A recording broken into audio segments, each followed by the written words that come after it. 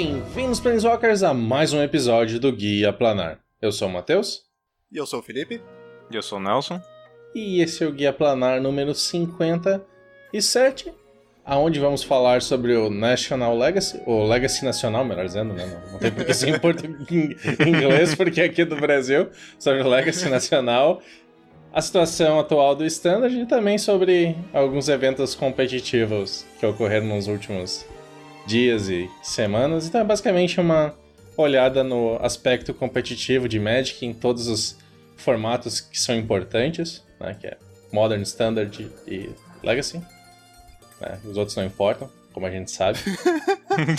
Principalmente Commander. Principalmente Commander.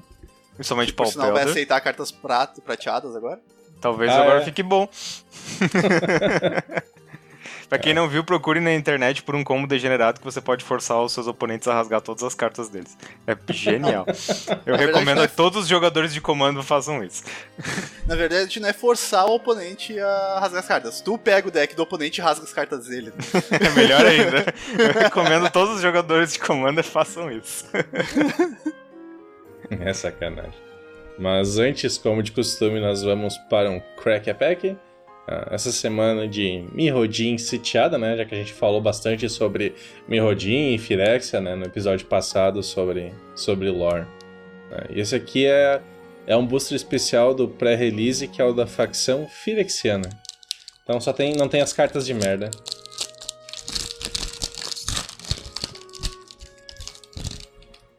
Então tá, vamos começar pela primeira carta. É o Raivoso Phyrexiano. Por 2 genéricas e uma preta, é uma criatura, é um horror, é uma 2/2. Quando ele entra em jogo, você compra um card e perde um ponto de vida. Esse cara não veio bastante jogo no Pauper, inclusive? Sim, é Staple Pauper. É muito bom esse cara. Teve uma época que ele é 2 genéricos e um preto, não é? Uhum. Ele jogou uma época legal com o Heartless Summoning. Ah, sim, é verdade.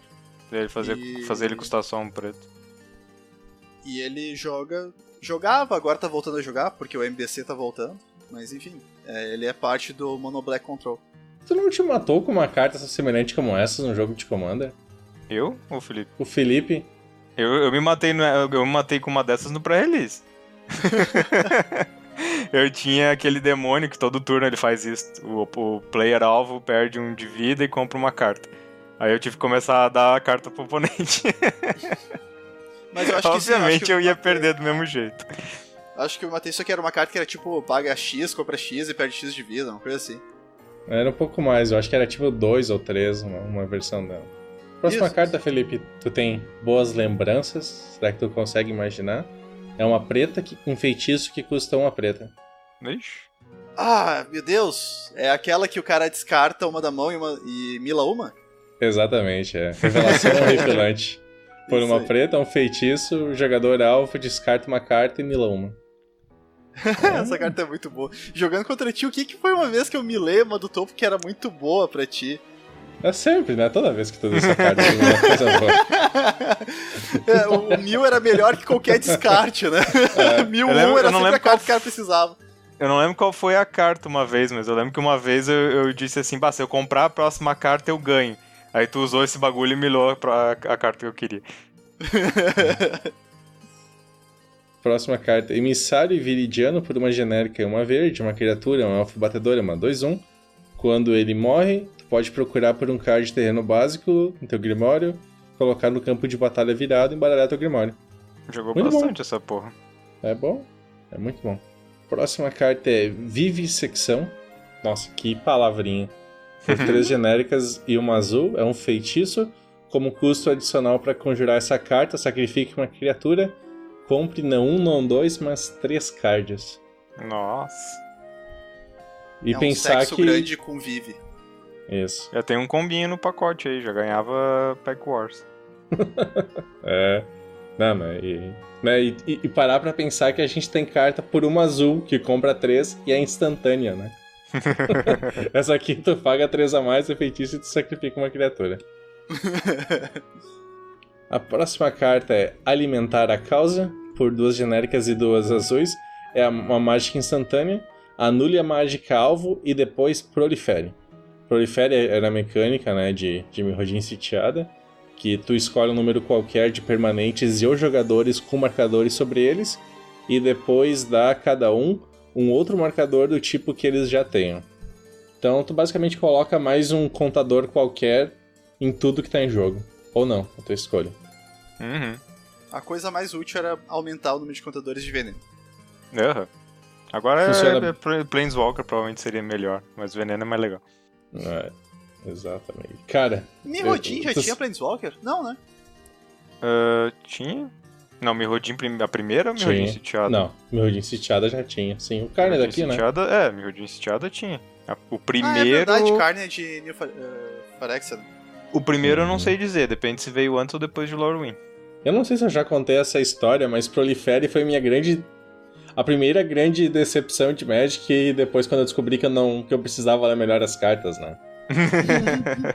Porque eu tava querendo fazer aqui um deck com Helix Pinnacle, né? Que é um encantamento que custa um verde, tu paga X, coloca X marcadores de ascensão nele, e no início da upkeep, se tu tiver 100 ou mais marcadores, tu vence o jogo, né? Aí tipo, eu pensei, não quero fazer nada com combo de mana infinito, né? Tipo, usar Piripala lá e o druidazinho, sabe? Tipo, ficou sem graça, sabe? Aí eu pensei, vou fazer uma coisa diferente, né? Vou usar Proliferar porque dobrava marcadores, né? Na minha cabeça... Dobrava marcadores. Na minha cabeça, Proliferar dobrava marcadores, né? Aí eu tinha colocado o deck lá no Tapped Out. Aí um cara chegou assim lá e colocou... Tu sabe que Proliferar não duplica e só adiciona mais um, né? Eu apaguei o deck na hora, cara. Né? Nem tentou mais, né? Isso não existiu. Foi decepção demais. Não tem mais comentários. Imagina o cara devia pôr, estraguei os sonhos de alguém. Oh. O problema é que pelo menos não montou o deck, né? Imagina, tu vai no FNM todo faceirão. Ah, eu faço isso, e o cara te fala, sabe que isso aí só aumenta um, não dobra, né? Aqui a 100 turnos você consegue. Tristeza. Bom, a próxima carta é uma ferida virulenta, como dá pra dizer que essa foi é legal. isso, né? É uma preta por uma mágica instantânea. Coloque o marcador -1/-1 na criatura alvo. Quando ela morrer nesse turno, o controlador dela ganha um marcador de veneno. Essa é legal. É legal. Super show de bola essa carta. A próxima carta é o Senhor Mir. Mirsire. Senhor Mir. Porque Sire não é bem senhor, né? Sire não é tipo mais na questão tipo progenitor, o cara que dá cria, as coisas? Não, é só um jeito mais formal de dizer, digamos assim. É porque o pessoal usa sire como verbo, né? Tipo, to sire a child.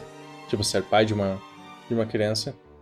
Eu já vi isso ser usado, mas talvez é uma coisa mais clássica só e caiu em desuso. Enfim, o Sr. Mir, por 2 genéricas, é uma criatura artefato, é um Mir, é uma 1/1. Quando ele morre, cria uma ficha de Mir 1/1 incolor artefato no jogo. Então faz sentido, tá ligado? Que ele morre e deixa um filhinho. Sim. Olha aí. A arte é muito boa dessa carta. É, um Mir mais imponente, não uma formiguinha, um formigão. É. A próxima é o Raspador de Soro, por 2 genéricas e 2 azuis. É uma criatura, é um Dragonite, é uma 3/2 com voar. E quando ele morre, cada jogador descarta um card. É que nessa época ainda não era keyword, né? Então era quando ele era colocado em um cemitério vindo do campo de batalha. Agora é só morre. Eu gosto mais do Word antigo, mas eu não vou entrar nessa discussão de novo. Mas é que não significa a mesma coisa. Não vamos entrar na discussão. A próxima é o Lobo da Putrefação, por 2 genéricas e uma verde. É uma criatura, é um lobo, é uma 2/2 com infectar, né? Então essa criatura causa dano a criaturas na forma de marcadores -1/-1 e a jogadores na forma de marcadores de veneno. E toda vez que uma criatura que tenha sofrido dano desse carinha nesse turno morrer, tu pode comprar um card. Muito legal. Esse bicho é muito bom. Quando eu comecei meu deck de Infect, antes de aprender a jogar com Infect, eu jogava com ele. E agora ele tá no meu deck Pauper. Ele é muito bom. Cara, sério, eu não consigo entender como que o design deixa, e o teste e todo o resto deixa passar uma mecânica como Infection. Porque, tipo, tu sair do veneno lá, Poisonous, que a cada ataque tu botava um marcador de veneno pra todo o dano que tu causa como marcadores de veneno, é uma coisa muito imbecil, meu. Mas essa era a ideia. Era justamente a ideia do marcador de veneno, quando eles criaram, vai ser uma mecânica que tu vai ficar com medo de jogar contra ela. Eu acho Sei que ela lá, fez cara. muito bem o papel dela. Que quando tu joga com Infect, tá sempre com o cu contra a parede, né? Exato, essa era a ideia. Era exatamente a ideia que eles tinham quando fizeram a mecânica. Que tu vai jogar esse bagulho e tu vai estar sempre cagado. Será que o cara tem um buff? Será que não tem? A nossa próxima carta é o Cruzador de Costa. Por 5 genéricas, é um artefato, é um equipamento. Ele tem arma viva, ou seja, quando esse equipamento entra no campo de batalha, coloque no campo de batalha uma ficha de criatura preta 00 do tipo Germe e anexe-o a ela. E a criatura equipada recebe mais 2, mais 4, tem alcance. Ele tem equipar por 4 genéricas. Que bosta. Meio cara demais. Meio. Levando em consideração que tem aquele que acho que é 4 de mana e ataque e resistência igual ao número de pântanos que tu controla. Mas não é Living Weapon, se eu não me engano. É assim? Não, tem um que é com criaturas em cemitérios, que é Living Weapon. Que absurdo também. Acho que tu tá confundindo com... Nightmare Sight, uma coisa assim. A próxima carta é Adentrar o Núcleo, por 2 genéricas e 2 vermelhas. É uma mágica instantânea e ela tem exile 2 artefatos alvo. A 2x1 nesse set era bom, cara. Dava pra usar em main deck tranquilo, né? Porque tinha um monte de artefato por aí. E porque como esse aí era feito pra lutar, né, Mirrodin versus Phyrexia, e os Mirrodins iam forçar os artefatos na mesa, né? E só porque eu não vou aceitar que me corrigiram sendo que eu tava certo, Chicote Serpenteante. 4 mana, equipamento, Living Weapon, a criatura equipada ganha mais um pra cada pântano que tu controla, e ela tem equipe por 2 pretas Phyrexianas. Tá, agora procura Strata Sight. Né? Nem perto disso. Mas eu também estava certo. A nossa próxima carta é o Mir da Praga, por 2 genéricas. É uma criatura artefato, é um Mir. É uma 1/1 com Infectar. E ele tem vida, adicione um incolor à sua reserva de mana. Também tava no meu deck por um tempo e... eu acho que essa carta tem tanto potencial, mas até agora não achei um lugar pra ela. E a nossa rara é um artefato e é uma bosta. Na verdade, eu já vi essa carta jogar em alguns lugares. É o Réptil da Psicose. Por 5 genéricas, é uma criatura artefato, é um horror. Ela é uma estrela. O poder e a resistência desse cara são ambos iguais ao número de cards em sua mão. E toda vez que você compra um card, cada oponente perde 1 ponto de vida. Psychosis Crawler tem um combo infinito com ele, se eu não me engano. Deve usar um dos 2 dos dragões lá, Zet. Não é com Niv-Mizzet. Acho que é com encantamento. Eu não lembro agora de cabeça, mas eu já vi um deck. Tem um encantamento toda vez que um jogador perde vida, tu compra uma carta, um uma card. coisa do tipo. Tem um combo infinito com ele. Só que é bem caro, porque ele já é 4 ou 5, né? E o encantamentos também é 4 ou 5. Ó, a gente tem uma ficha de germe, uma carta de montanha e um cruzador de costa foil. Mais um desses bicho inútil foil. Aquela carta vermelha que destrói 2 artefatos acho que é a demonstração bem clara de por que Phyrexia ganhou a guerra. Porque até no limitado não tinha a mínima chance os Mirronianos.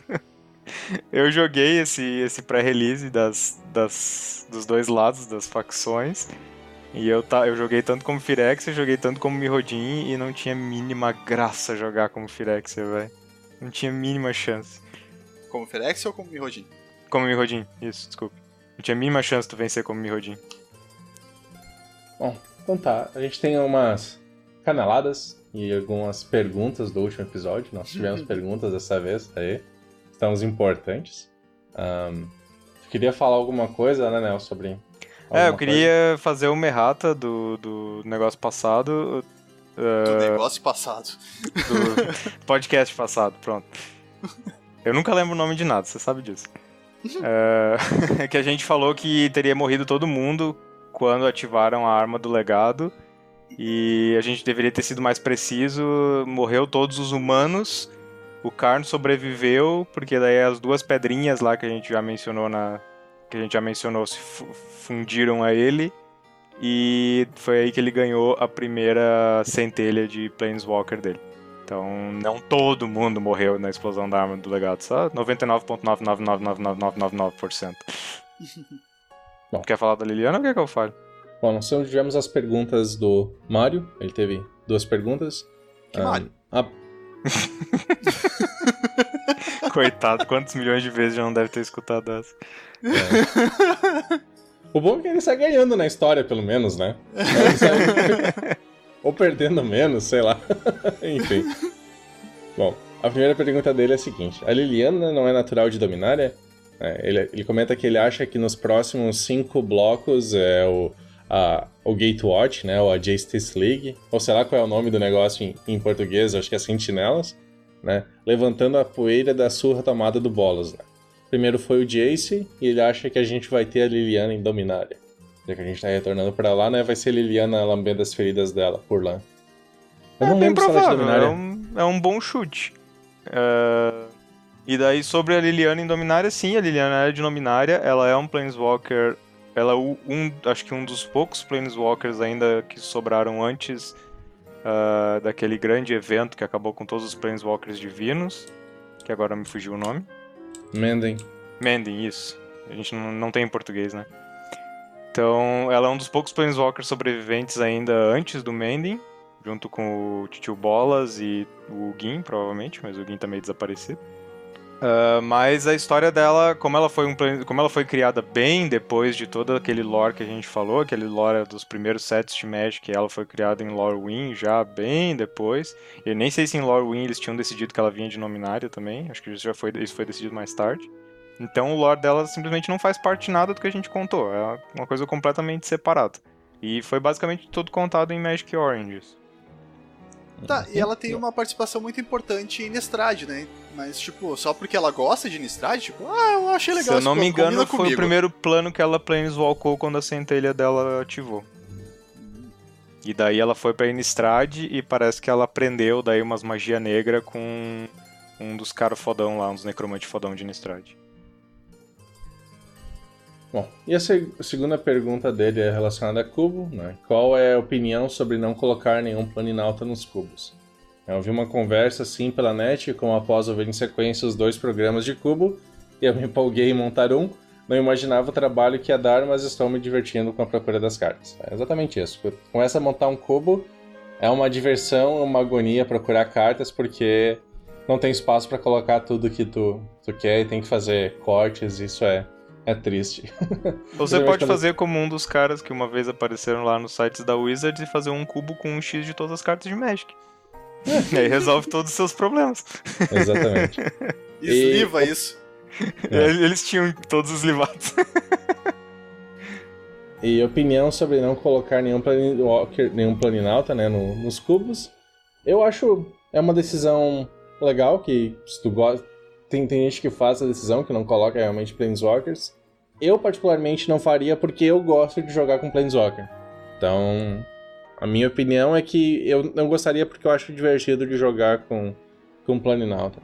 E se tu não colocar Planinauta, tem que cuidar para ter outras formas boas de fazer endgame de deck de controle, né? Porque normalmente deck de controle consegue... É uma boa... Principalmente se tu pega alguém que nem, por exemplo, a Elspeth de 6 de mana, alguma coisa assim, né? Que é um Planeswalker que ganha o jogo facilmente sozinho, se tu consegue proteger ele. Então tem que cuidar pra colocar algumas outras condições de vitórias boas pra decks de controle.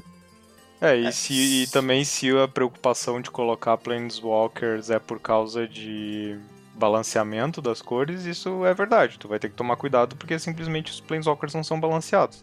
Tem Planeswalkers bons, tem Planeswalkers ruins, tem combinações de cores que simplesmente são injogáveis, os Planeswalkers.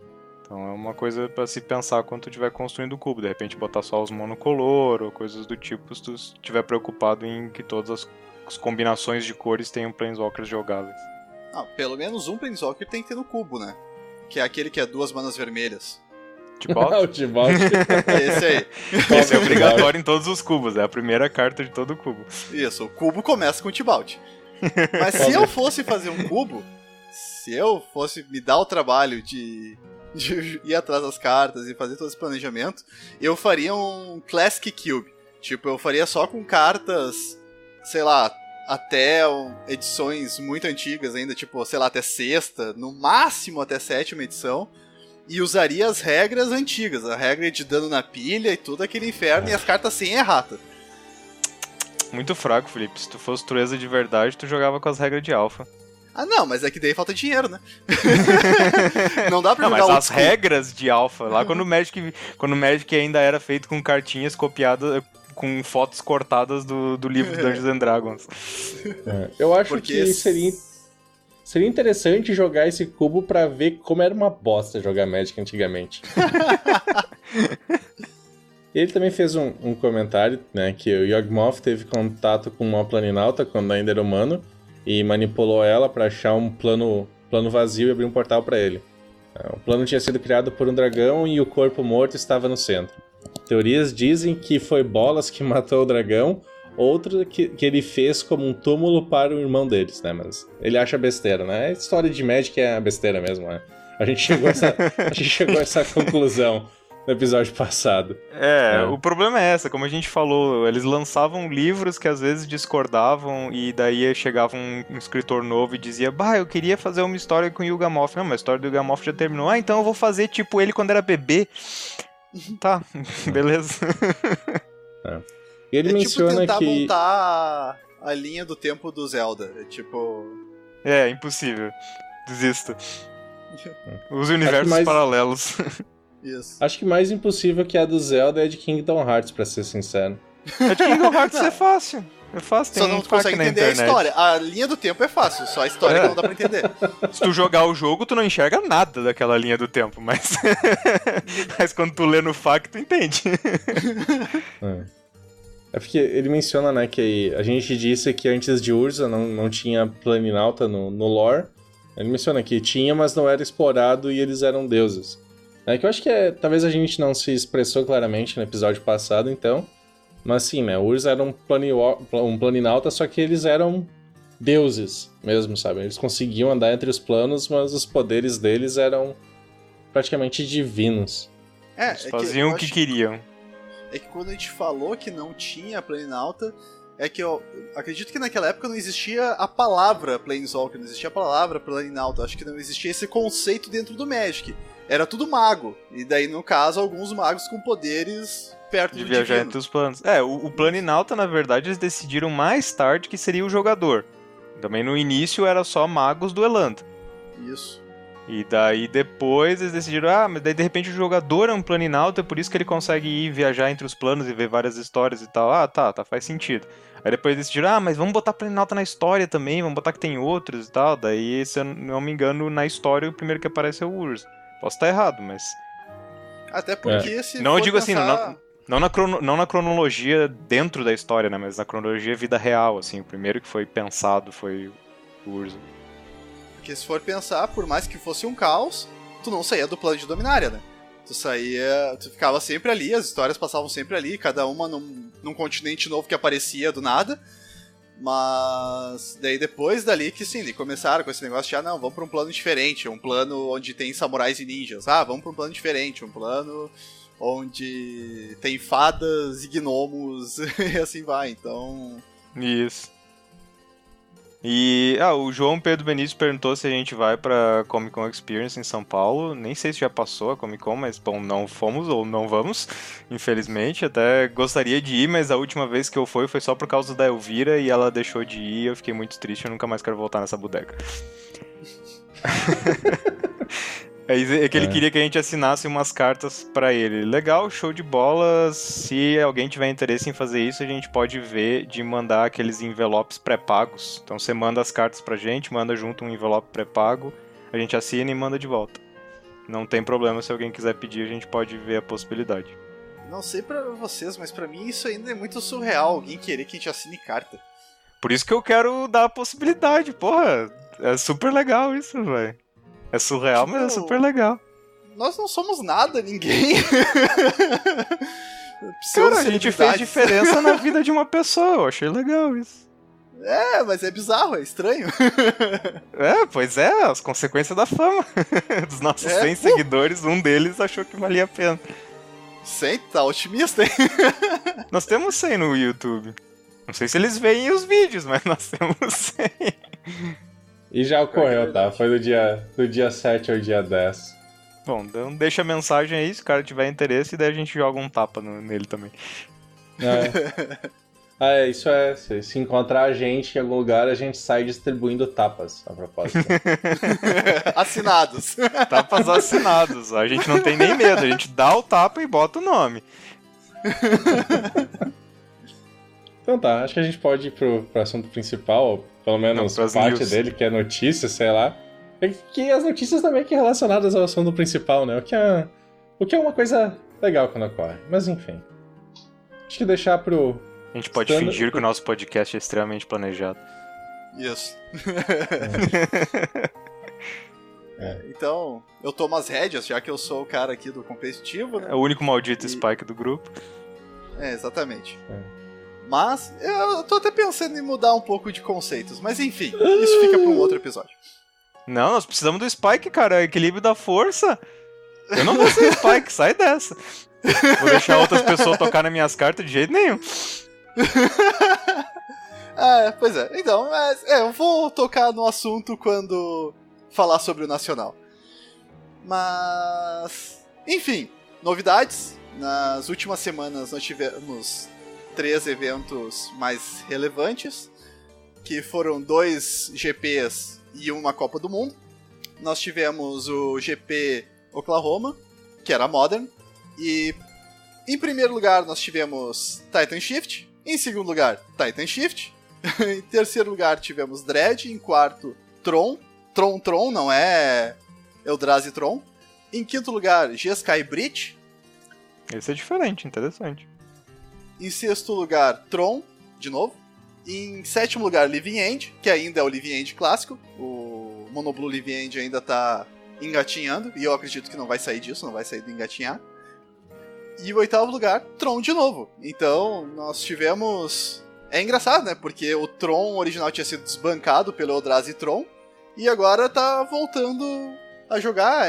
Isso acaba acontecendo em praticamente todos os formatos que não é o Standard, porque formatos que não tem rotação, acaba que ele se comporta meio que por ondas, né? Então, um deck aparece, começa a ganhar bastante, começa a sobrepor os outros, e com isso os decks que são fracos contra ele somem, e daí isso abre a possibilidade de aparecer um deck que era fraco contra aqueles que sumiram, mas era forte contra aquele que tá no topo agora, então ele vai tomar esse posto, e assim vai consecutivamente até e fica trocando, e o formato fica se renovando de tempos em tempos.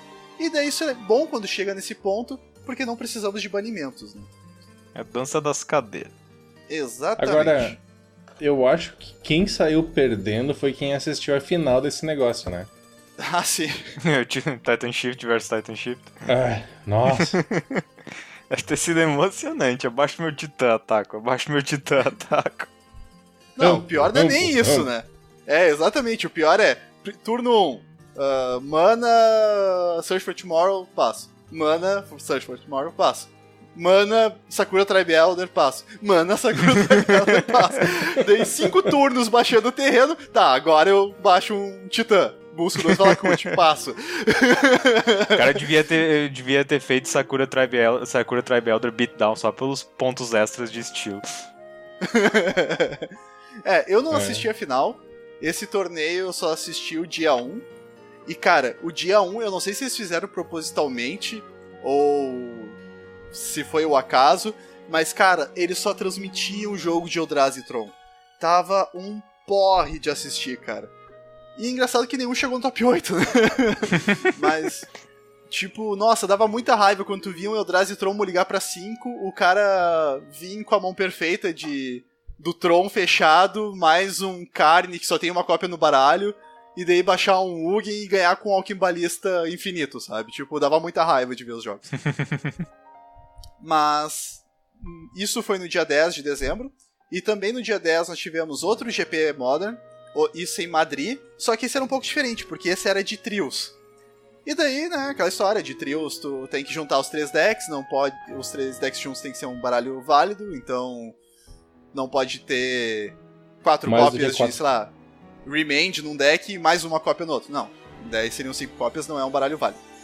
Em primeiro lugar ficou um time com Counters Company, que é basicamente o combo infinito do Devoted Druid e o Vizier. Titan Shift, né? Temos um novo funcionou num, vai funcionar no outro. É. E o R-Gifts Storm, que também é um deck que parece estar ganhando corpo e ganhando bastante força no formato, embora no GP Oklahoma não tenha sido destaque. O time que ficou em segundo tinha Elfos, o deck maldito da lanterna e Titan Shift, óbvio. Daí depois em quarto lugar, que não tem disputa do terceiro, né? Tivemos 2 times. Um time era com Abzan, outro com Counters Company. Isso é interessante, né? Porque os 2 decks são basicamente branco e verde, então... Impressionante ter conseguido... né? Impressionante ter conseguido dividir as cartas. É, exatamente. E 4 Color Control. O legal é que dali, tipo, da lista, né? Diz 4 Color Control. Aí tu entra nela, Jeskai. Pois é. What? Qual é a 4 cor? Não, mas exatamente. Eu tava tipo, qual é a quarta cor disso aqui? Será que tá. O cara botou uma quarta cor só por causa do sideboard? Não. Não tem 4 cor? Não exatamente, tem é pegadinha do malandro. É Jeskai e Control. O que ele conseguiu? Considerou mana genérico? Alguma coisa do tipo? Eu não sei, cara. Tipo... Ele é Jeskai. Tu olha pra ele, ele é Jeskai. Não tem como gerar uma mana de outra cor. Ele é simplesmente Jeskai. Enfim. Trolladas do MTG Goldfish à parte. É um Jeskai Control. Acho que isso aí é aquela pegadinha que eles colocam, cara. Eles colocam um erro em todas as coisas na internet pra saber quem é que copiou, entendeu? É, pode isso ser. aí é aquelas pegadinhas, velho. Pode ser, justo. E o outro time que compartilhou a quarta posição era constituído por um Grixis Death Shadow, Tron e o W Control. Então, nada aqui muito diferente. Tirando o Titan Shift, eu diria que tá bem variado, porque, tipo, decks que tu praticamente não via 6 meses atrás, assim. Tá... É que eu acho que isso bastante coisa nova, assim, digamos. É que isso que é o interessante da parte de times, na minha opinião, sabe? Te obriga a jogar com decks mais diferentes. Uhum. Exatamente. Porque tu não pode compartilhar a carta, né? Estranho que e na Copa os caras do Mundo não enfiaram um Tron em todo o time. É, exatamente. Ou o Death Shadow em todo o time. Pois é, isso que eu tô dizendo. É legal que não apareceram esses decks comuns, digamos assim. E na semana anterior a esses GPs, nós tivemos a Copa do Mundo de Magic, que também é de times, só que daí são países se enfrentando, né? E o formato era Standard. Em primeiro lugar ficou o Japão. Então, como sempre, né? O time japonês sempre incomoda nesses eventos maiores. Ou jogadores japoneses sempre incomodam. E o time era constituído... Né? O time japonês, os caras têm lá o Shota e o Yuya, né? Os caras são excelentes jogadores. Exatamente, o Watanabe é muito bom, cara, impressionante. O Yuya. O cara é... Um deles não tava em segundo lugar lá no jogador maior do ano, negócio assim? Eu acho que sim, eu acho que tinha um deles que estava disputando com o Paulo Vitor. Bom, se bobear era o Yuya Watanabe. Acho que sim. O time japonês possuía o... Agora esse pessoal tá chamando de Desert Red, não mais Ramon Up Red, mas enfim, o Mono Red, com desertos, que era o deck do Shota. Essa palavra é aquele acento que faltou pra quinta série ficar feliz, né? Que horror. Temor Energy, que vai ser alvo de discussão. E o W Gift, que... Gift é o Gift, não é o Gifts Ungiven. Eu sempre penso isso quando escuto, mas não é. É o presente do faraó. Do deus faraó. Isso aí. Que fica revivendo teus bichinhos do cemitério. Então, dá um deck de controle que usa aquilo ali como condição de vitória. O time que ficou em segundo é o time da Polônia, que eu até poderia me arriscar a dizer os nomes dos jogadores, mas... Não vale a pena. Eu acho que quando tu colou no documento o nome do Piotr, ou Piotr, sei lá, bugou ali porque ficou... O nome é tão complicado que não tem nem letra no Google pra mostrar ele. O Google disse, não, bota uma vírgula aí no meio do nome que eu acho que é isso aí. Eu admito que polonês é uma língua que eu preciso entender como é que funciona a pronúncia deles. Eu acho que os caras dão uma topada no dedão, gritam e sai o nome da criança. É que, olha o nome do cara, ali... velho. Como é que tu pronuncia um G, um R e um Z seguidos? G? Eu disse, é um grito, velho. É um grito de dor. Olha o segundo jogador ali. Na verdade é Gryzé. Gryzé Gorz. Gryzé Gorz. Daí o sobrenome é fácil, né? Kowalski. O outro que é um pouco mais... é de graça foi gentil, é Kowalski. E o outro é Radoslav. Esse aqui complica. Kashmarsk. Nossa. Será que... Eu fico imaginando se lá na Polônia os caras também dizem assim, Silva, olha como é que o cara pronuncia esse caralho. Não, é que convenhamos, Silva também é de graça, né? É tipo Kowalski. Sei lá, vai que em polonês né, Silva é impronunciável. Mas enfim, o time que ficou em segundo também tinha um Desert Red, ou Ramnap Red, também tinha Temur Energy, e tinha um White Blue Cycling, que é o deckzinho que usa Drake Heaven e cartas de controle e Cycling para gerar dragõezinhos. Em quarto lugar, também 2 times compartilhando, porque não temos disputa em terceiro, nós tivemos o time da Alemanha, com 4-Color Energy, que basicamente é um Temur Energy com Splash preto, que nem mana preta tem, ele só usa o Ether Hub pra gerar mana preta pra baixar o deus Escaravelho. Por que não? Mardu Veículos, que é uma coisa surpreendente que o pessoal ainda tenta, né? Sem Gideon, mas ok. Sem o Gideon bom, né? O Gideon aliados indicar. E também o Mono Red, porque, né? Um dos melhores decks do formato. E o time italiano, que também ficou em quarto lugar, tinha o Mono Red, Sultai Pummeler, que eu também achava que nem existia mais, e que inclusive é do Andrea Meguchi, que é um streamer do Channel Fireball que toda semana bota vídeo de Legacy, e um Blue Black Control. E isso foram os eventos importantes que aconteceram nas últimas semanas. Agora, falando do evento mais importante que aconteceu nesse mês, vamos falar de National Legacy. Nós tivemos o primeiro mimimi da noite que eu vou fazer, porque nós tivemos 149 funk jogadores. Tipo, cara, por que 149? Quem é que foi o filho da mãe que não foi pra fechar os 150 jogadores? Tipo, tipo, é só justamente, pra incomodar. O cara chegou e disse assim, muito bem, você foi o 70º, 50º jogador. Ah, é? Então vou embora. É só pra ter um buy, tá ligado? É só pra ter um buy. Mas, enfim, né? Tipo, toque de lado, vamos falar sobre o evento, né? Bom, mas o matemático em mim, pelo menos, fica feliz porque 149 é primo. Eu gosto de ver números primos. É uma bosta ser primo pra um evento, não é? Sim, é terrível. Que isso é relevante? Toque do Matheus, cada um tem o seu. Momento Matheus do podcast. Momento toque do Matheus, depois a gente procura uma musiquinha pra isso. Número primo, assim, grande é tão interessante quando ocorre na natureza. Na natureza. Num evento de Magic, natureza. Ok. Seguindo o assunto. Bom, falando sobre o Nacional de uma forma geral, assim, o local onde ele se passou. O evento se passou em 2 lugares distintos. Primeiro foi num salão de um centro de cultura japonês aleatório, que eu não sei o nome, que é relevante lá em São Paulo. Pessoas de São Paulo podem comentar aí, porque eu esqueci de procurar o nome e colocar aqui, mas enfim, era um lugar onde tinha um monte de olho puxado lá, check.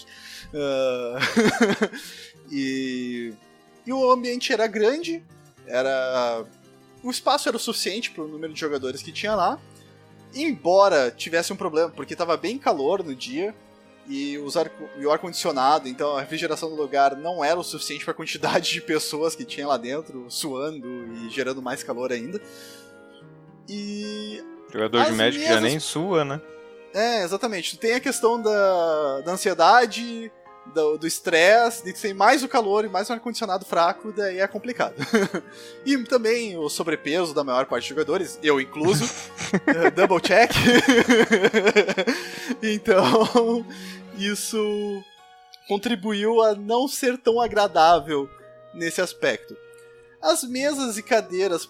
As cadeiras eram confortáveis, mas as mesas eram relativamente pequenas, então o ambiente era apertado, então isso contribuía ainda mais para a questão do calor, porque tu ficava mais próximo, os jogadores estavam do teu lado, daí tu queria botar bloco de anotação, mais deck box com dados e coisas, o ambiente era bem apertado mesmo para jogar.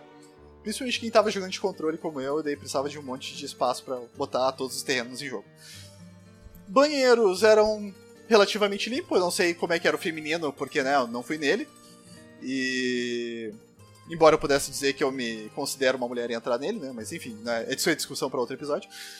E também tinha comes e bebes. Não cheguei a comprar nada no local, então não sei como é que estavam os preços. Falha minha de não ir atrás disso para verificar. A cobertura do evento aconteceu tanto no Twitch falando quanto no em Facebook. Comprar coisa, tinha bastante loja e tal, tava boa. Não tinha lojas. Era um evento privado, não era? O evento era privado. Talvez não teve uma negociação mais forte com alguma loja para aparecer lá, mas tinha bastante dealers, então tinha muita gente lá com pastas, com cards infinitos, inclusive com coisas de alpha, beta, Power 9, coisas do gênero, então coisa cara tinha lá. Mas lojas em específico não tinha, só tinha dealers. Mas também tinha pessoas fazendo arte alterada ali no momento, tinha algumas artes muito interessantes, tipo, eu errei sumariamente ao não comprar uma alterada de Existência Torturada, que o artista foi lá e colocou no lugar do zumbizinho, o Kenny. E daí, todo arrebentado, e aquilo ali eu me arrependo amargamente de não ter comprado. Foi um momento de brain fart total, tirando o principal que eu tive no evento. Mas enfim, depois falarei sobre isso. Sobre a cobertura, como eu tava dizendo, ela foi feita em simultâneo no YouTube e no Twitch, no canal do Gumanube, que é o Luciano, que é um jogador Legacy e Pauper de Santa Catarina, e que ele faz stream de partidas no mall, ou MTGO, como preferir chamar, e também faz streams, ou pelo menos grava partidas em vários eventos, principalmente no circuito Legacy catarinense, e bota no canal dele.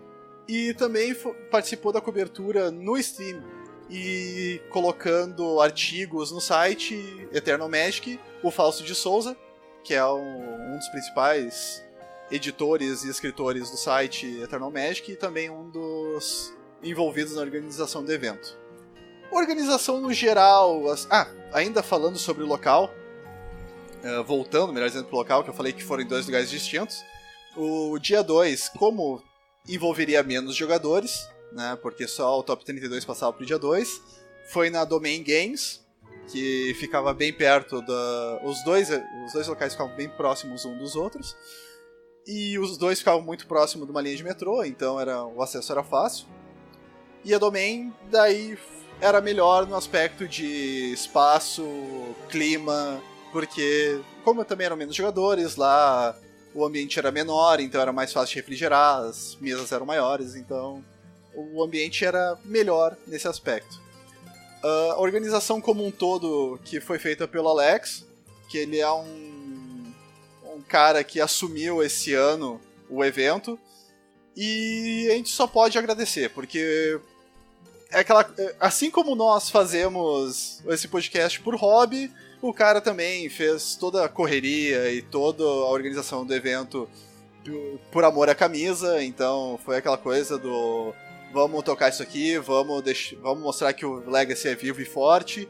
E quando junta 149 jogadores num evento, com pessoas dos 4 cantos do país, tinha gente do Nordeste, gente do Sul, gente do Centro-Oeste, tinha gente de Minas, Rio, São Paulo, Bahia, Santa Catarina, Paraná. Então, tipo, quando menos tu do consegue... É que o Acre, né, ainda é uma coisa que eu não acredito. Discutível, né? É fé, o Acre tipo, é questão de fé. Eu acho que o Acre é tão real quanto o Dominária, mas enfim, um dia eu tenho que ir lá pra ver se realmente existe, mas eu tenho medo de ficar perdido, assim como quando tu cruza o Triângulo das Bermudas, né?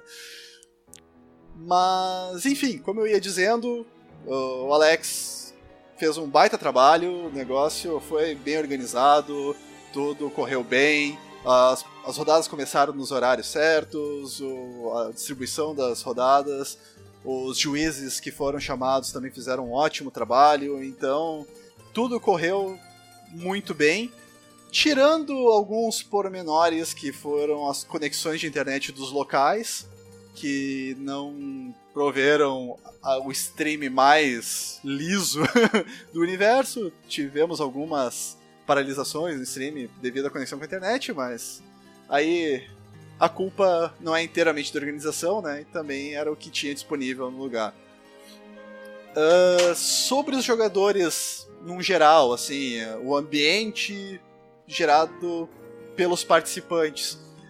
Eu não vi nada que tenha fugido da normalidade de um evento Legacy, e basicamente... eu não posso falar muito de outros formatos, porque eu não sou tão... assíduo assim, no Modern, ou no Pauper, ou no Standard, para poder dizer que os outros ambientes são iguais, mas pelo menos no Legacy a gente tem uma comunidade que é muito amigável, que... claro, toda comunidade vai ter os bobalhões e panacas, né, mas no geral o pessoal é muito amigável, é muito receptivo, então tinha gente lá que eu nunca tinha visto na vida, e daí a gente começava a conversar sobre coisas aleatórias, e o assunto flui, todo mundo se dá bem, é uma coisa que é impressionante, assim, pra quem puder ter a chance de ir um dia num evento, assim, é bem legal, é uma experiência bem diferente do que geralmente acontece, não nem em relação a outros formatos de Magic, mas eventos grandes no geral, assim, então é uma coisa bem legal, o grupo é muito receptivo. E sobre o meta, foi uma coisa bem chocante, assim, porque todo mundo esperava um monte de Grixis Delver, o que aconteceu, né? É o deck em alta no momento, mas todo mundo também esperava muitos decks combo, dos mais variados, desde Storm até Sneak and Show, Reanimator e coisas do gênero. Principalmente Reanimator e Sneak and Show. E por mais incrível que pareça, o field estava extremamente fair. Tinha muito Death and Taxes, tinha Jund, tinha Abzan, tinha uma cacetada de Miracles, que eu pensei assim, não, eu vou ir de Miracles, porque né, ninguém vai ir de Miracles, o formato vai estar... o meta vai estar cheio de combo e eu vou me dar bem de Miracles. Depois daí o formato foi fair, foi cheio de Miracles e eu me ferrei por causa disso. Mas... tinha bastante lands também, então o formato estava bem diverso, estava bem diferente, e isso eu vou acabar tocando nesse assunto de novo quando eu for falar dos tops. Mas eu quero falar da minha experiência, como foi a minha participação no torneio, porque ela foi bem curta, foi extremamente decepcionante. Eu fui uma vergonha pra classe, mas enfim. Eu comecei com o Buy 3. mais de ti, Felipe. Enfim.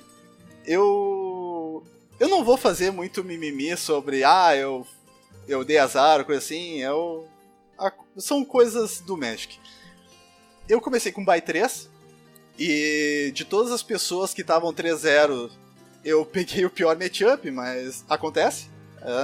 Tamo ali pra isso. Que foi o R. Delver. eu botei bastante carta no sideboard pra lidar com isso. Eu botei Leyline, botei Blessed Alliance pra ganhar vida.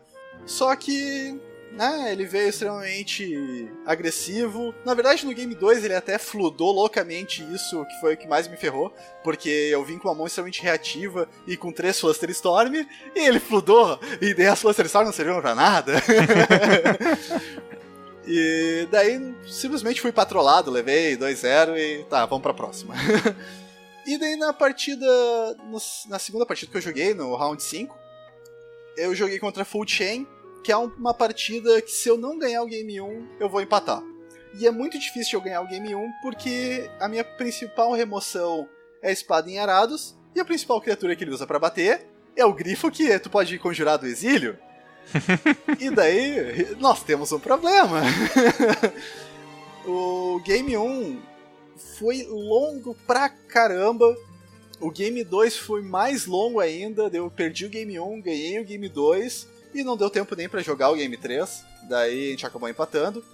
E daí veio a minha terceira partida e o round número 6. Que daí foi a coisa assim mais indescritível que podia ter acontecido comigo. Eu joguei contra o W-Blade, ou o W-Control, mas não era Miracles. O Game 1 eu patrolei, porque eu gerava muito mais card advantage do que o cara. E o Game 2 eu tava de novo numa situação muito confortável, eu tava ganhando, e daí eu só precisava ir no meu ritmo e ganhar de 2-0 e ser feliz. E daí teve um momento da partida que o meu adversário tava com Rest in Peace em jogo. Eu joguei aquela que eu esqueci o nome, que é 2 branca e X e bota a carta no X abaixo do topo. E daí eu usei um predizer nele, pra tirar o Rest in Peace do topo e comprar 2 cartas. Só que eu usei predizer, e em vez de dizer Rest in Peace, eu pensei em Rest in Peace. Só que daí eu dei uma Nelsonzada ali. Eu pensei uma coisa e falei outra. Eu falei predizer. Uma Nelsonzada, né? Virou verbo, Nelson. Não minto, eu sou lesado assim mesmo. E daí foi um brain fart total, porque eu sabia que tinha um Rest in Peace ali, eu queria falar Rest in Peace, e eu falei predizer. E daí o cara olhou assim, tipo, né? Já disse, é competitivo, te fode. E deu, putz, eu comprei uma carta só. E se eu tivesse comprado 2 cartas, eu teria comprado um Supreme Verdict. Mas aí como eu comprei só uma, eu não sabia que eu compraria um Supreme Verdict. E daí o meu oponente baixou um True Name Nemesis. E eu tive que usar um Counter Spell. E se eu tivesse o Supreme Verdict, eu sabia, não, eu lido com o Removal e eu deixo o Counter Spell por uma coisa mais tarde. E eu tinha um Jace na mesa. Daí eu usei o Counter Spell. O meu adversário... Daí depois eu comprei o Veredito. O meu adversário tentou baixar um Jace, eu usei meu segundo Counter Spell. E daí ele usou putz, como é que é o nome daquela que tu vota e exila uma permanente? Council, não sei das quantas. Council's Judgment, não é? Esse aí, Council's Judgment. E daí eu não tinha Counter Spell pra usar. E daí ele tirou meu Jace. E depois ele baixou outro Jace. E ali eu perdi o jogo. E daí não teve tempo pra ter o Game 3 e eu empatei de novo. Se eu tivesse ganhado dele, eu só precisava ganhar mais uma das últimas 2 ou empatar as últimas 2 pra ir pro dia 2. Daí, óbvio, eu empatei, daí eu precisava ganhar as últimas 2. Daí o que eu enfrento? O pior matchup, porque eu achei que não ia ter. Porque eu achei que não ia ter ninguém jogando com o deck lá e eu não botei sideboard contra. Lands. Daí eu perdi o Game 1, ganhei o Game 2, e no Game 3 eu fludei, acontece, e eu perdi. E daí, assim, eu dropei, porque eu não tinha mais chance de fazer top 32. Então, por causa de um brain fart contra uma partida ganha, o mundo desmoronou e eu acabei empatando e isso ferrou com toda a minha sequência no torneio. Mas, acontece, e é por causa disso que eu tô acabando, tô revendo meus conceitos spikeícios, porque, tipo, quando eu não zico, quando tá tudo indo bem, eu me auto-boicoto, então... O teu problema não é jogar mal, Felipe, o teu problema é emocional. Tipo...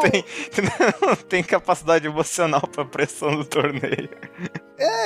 Mas o pior é que eu tava tranquilo, eu acho que foi isso, eu acho que eu relaxei demais, e daí eu tive meu momento de dislexia, sabe? Eu não sei o que aconteceu. Tipo, quando eu falei predizer, eu bati na testa no mesmo instante. Tipo, e ali acabou o jogo, né? Porque ali eu surtei, ali eu... Talvez eu não tivesse... Eu não deveria ter... de qualquer forma anulado aquele True Name Nemesis, mas daí eu acabei, tipo, anula essa merda de uma vez, sabe? Não, ali eu parei de pensar.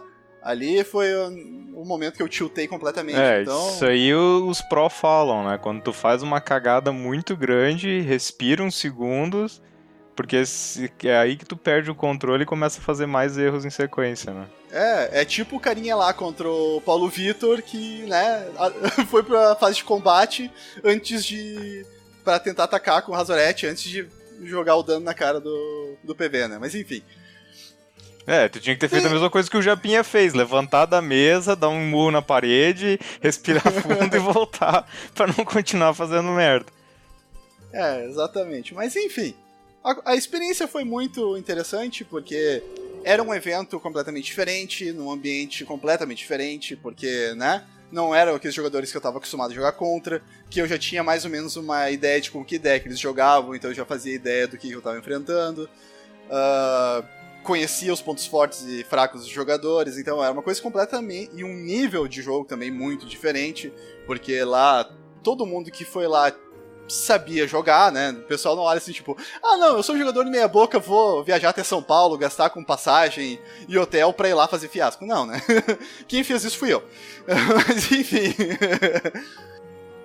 Daí, falando sobre o meta e falando sobre o Top 32, que daí é mais fácil de resumir, né?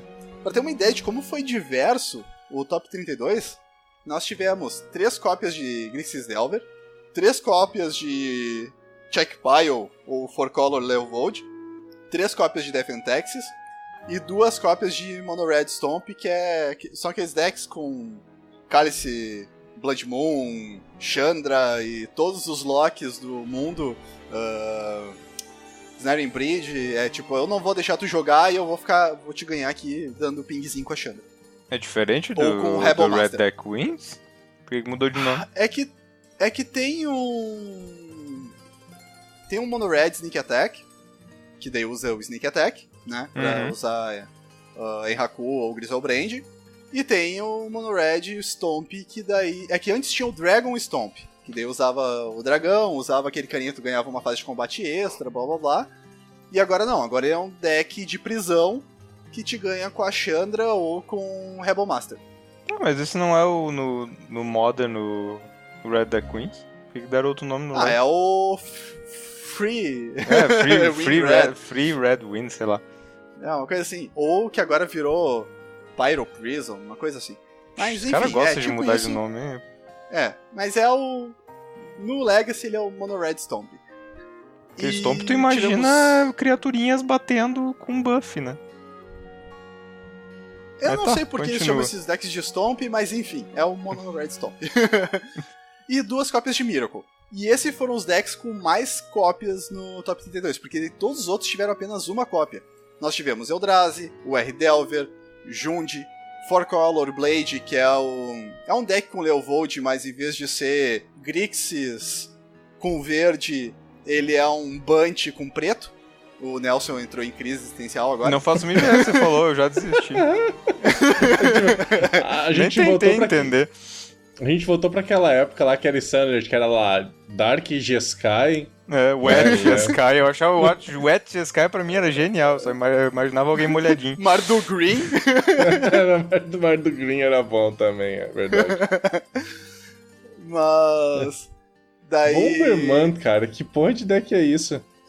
Não, pior do que isso. Nós tivemos uma cópia de Fractus no Top 32. Eu tô curioso pra saber o que é o Bomberman também, mas eu fiquei impressionado com o Fractus. Bomberman é um deck baseado num core, se eu não me engano, que tu paga 2 manas, uma branca e uma qualquer, pega um artefato que tá no teu cemitério e devolve pra mão. Ele ganha com Spell Bomb, sério? Não, e daí ele ganha com balista. Porque daí ele fica... Daí ele usa LED, daí ele quebra a LED pra tirar 3 brancas, descarta a mão, ele vai descartar a balista, daí ele paga, com essas 3 mana, ele paga 2 pra pegar o LED de novo, baixa o LED, estoura, baixa o LED, estoura, baixa o LED, estoura, e fica fazendo isso pra gerar mana infinita, pega a balista infinita, pinga o cara. Qual é o cara que paga 2 e volta do cemitério? Ah, acho que é É um core core, de 4 é. de mana. Que é um Eu já branco, ouvi 3 falar quaisquer. dele. Ele paga tu paga uma branca e uma qualquer, pega um artefato do cemitério e bota na mão. Legal, tivemos também no top negócio novo, né? 32. Já Nunca tinha existia visto antes, esse só combo que- antes. Ele já existia antes, só que ele usava um Spell Bomb pra ganhar o jogo, e daí não tinha a balista. Daí a balista foi o que deixou ele mais consistente. Show. Assim como o Food Chain também, ele ficou mais consistente depois que veio a balista. Nós tivemos uma cópia de Goblins, uma cópia de UB Death Shadow. Olha a zoeira no Legacy. Death Shadow Legacy. Que horror, velho. É Ponto o cara ter chegamos. culhão, porque o burn do Legacy é eficiente pra caralho. O cara tem que ter Mas não muito teve culhão. burn, né? Pois é, isso foi uma coisa engraçada, que eu acho que teve nos 149 jogadores umas 2 ou 3 cópias de burn só. Deu sorte. Uma cópia de BR Reanimator, uma cópia de Jeskai Blade, uma cópia de Infect, uma cópia de Lands, uma cópia de Elfos, uma cópia de Team Fins, pra quem não conhece, é um Reanimator com Storm. Quem não conhece, clica uma no cópia- nosso podcast de arquétipos. É. Não, de nomes. Por que a porra do nome desse negócio é Team Fins, cara? Acho que a gente não descobriu no podcast. Não, a Não, gente era por causa descobriu, do mas eu não filme. lembro. Era. Filme não, de um desenho, não filme, era? de um negócio de um tubarão que. Enfim. Cara, sabe Foda-se. aqueles desenhos drogados? Clique aqui e assista. É. Clica aqui, Clica assiste aqui, o nosso ouça o- podcast e descubra se a gente sabia mesmo ou não, porque eu não É. Exatamente. Tu sabe aqueles desenhos com dorgas, Nelson, tipo Mr. Pickles? Aham. É tipo por uma coisa semelhante com essa até onde eu sei. Nossa. Exatamente. Daí tivemos uma cópia de W Control que não era Miracles, que inclusive é o W Control barra o W Blade, que foi o cara que empatou comigo, que eu. Né? Marajá, um abraço, Marajá. Uma cópia de Food Chain, uma cópia de Talia Stomp, que é uma mistura de Death and Taxes com Eldrazi Stomp, né? Então usa Cálice, usa toda aquela parafernália, e também tem algumas coisinhas como Eldrazi Displacer, como a Talia pra taxar a base de Mancara e assim vai. Uma cópia de Esper Blade e mais uma cópia de um outro flavor de Leovold, que é o mais puro, que é o Bug Leovold. E no top 8, a coisa foi mais engraçada ainda porque nós tivemos uma cópia de cada deck. Nós não tivemos decks repetidos no top 8. Em primeiro lugar ficou Eldrazi Stomp, né? Colorless Eldrazi. Em segundo lugar, Miracles. Em terceiro, /4, Grixis Delver. E também, em terceiro /4, o R Delver. E depois, pra fechar o top 8, nós tivemos Slivers, Sliver no top 8, hein? Lands, Check Pile, que é o 4-color Leovold. E o Bunch Deathblade, que é o 4-color Blade. Enfim, é o 4-color com splash preto e é o Grixis com splash verde. O Slivers, o cara falou que o que deixou o deck viável foi o terreno novo de Ixalan, que é tipo um... esqueci o nome dos 2 terrenos. Cavern of Souls lá, que é piorzinho, né? Isso, é um Cavern of Isso. Souls comum, se eu não me engano. Isso, que não previne anulação. E daí ele falou que isso deixou o deck viável, porque agora a base de mana é bem consistente. Uhum. E quer queira, quer não, é um deck agro bem forte, né? E também ele deu uma sorte muito grande numa partida que eu vi ele jogando contra a Grixis, que o cara usou o Gitaxian Probe, viu a mão dele, e viu que ele tinha 2 cópias daquele Fractious antigo, verde, que dava +1/+1 pros Fractious, o Lorde, né? Uhum. O Muscle o cara Sliver, deu uma- aquele. E daí o cara foi lá e deu uma terapia da cabala. Só que dele... Não, na verdade ele tinha um novo, o Sliver de M14, e daí o cara nomeou o Sliver antigo. E daí, tipo... Putz. Cagada. Viu? É isso que dá não anotar o nome da carta. Ele deve ter botado lá, tipo, Lorde É. Verde. Isso. E daí Nossa, tomou o que rolo infinito. cagada. Mas enfim, É, o cara sorte conseguiu vale, jogar né? top, Sorte é uma estratégia válida. né? Viu? Ainda bem que não fui eu que fiz essa cagada, porque senão eu ia estar me chibatando até hoje. E na final, a final foi uma melhor de 5, não uma melhor de 3. E eu me senti sujo naquele jogo porque eu torci pro Eldrazi contra Miracles. Desculpa, Stefano, mas por um motivo muito simples. O cara tava jogando com Miracles, com Sufsane e Counterbalance. Pra quem não conhece o Sufsane, ele é uma versão muito pior que o Tampo. Uma versão do Tampo muito pior que o Tampo. Ele é um encantamento por uma azul. Ele tem pague X, olha as X cartas do topo e devolva elas em qualquer ordem. E ela tem pague 2 azuis e 3 quaisquer. Embaralhe seu Grimório. Por que ela é muito pior? Porque antes com o Tampo tu pagava 1 de mana, olhava 3, não gostou das 3, fete, paga 1 de mana, olha as 3, não gostou das 3, fete, paga 1 de mana. E além do que, também ativava o Terminus ou Entreaty the Angels, porque tu tinha o vira e compra uma carta. Então... E também ele se autodefendia, porque se o cara tentasse dar um decay nele, tu comprava uma carta e tirava ele da mesa. Então, Sufsane e Counterbalance é muito ruim. Hoje em dia não tem por que tu usar. E daí é aquela coisa do tipo, eu não vou dar o braço a torcer, então eu vou torcer pro Miracles que tá usando Counterbalance Sufsane pra perder, porque senão o pessoal vai ficar me zoando depois. Então eu torci pro Eldrazi por causa disso. Eu sei, eu me sinto sujo, mas eu torci pro Eldrazi por causa disso. Se é pra gente ser orientado a resultados mesmo, Sufsane é bom porque ele foi bem melhor que tu no torneio. É, exatamente. Né? Por isso que ele jogou contra, vingança. Vamos descartar o fato que o Stefano é bicampeão do National Legacy, as duas vezes jogando de Miracles, né? Então vamos descartar isso, né? Vamos pensar só no resultado do Sufsane. O cara não tem experiência nenhuma com deck, né? Bobagem. Jogador ter uma ideia, terrível. O deck dele é todo foil, com os terrenos de beta, e ele tem algumas fetes foil miscut, né? Mas fora isso, né? Nossa, vamos lá. Fete foil miscut, caralho. Então, vamos deixar isso de lado, né? Porque isso não é relevante. É bobagem. Né? Primeiro que ele cega o oponente não consegue ver o jogo por causa do brilho das cartas, né? É tanta foil.